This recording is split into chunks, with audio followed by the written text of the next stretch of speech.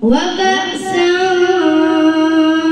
دهاقا لا يسمعون فيها لغوا ولا كذابا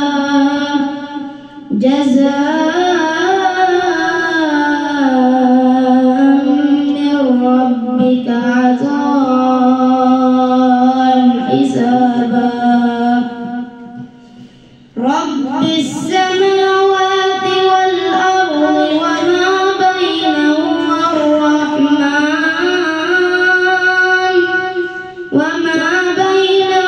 الرحمن لا يملكون منه خطابا يوم يقوم الروح والملائكة صفا لا يتكلمون إلا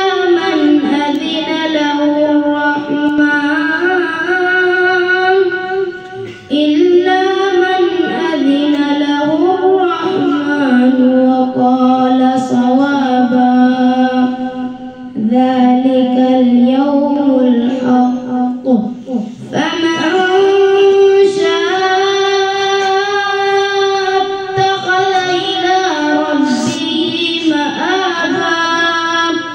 إنا أنذرناكم عذابا قريبا يوم ينظر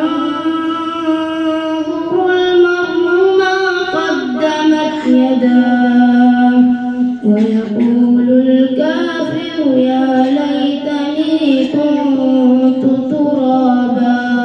صدق الله.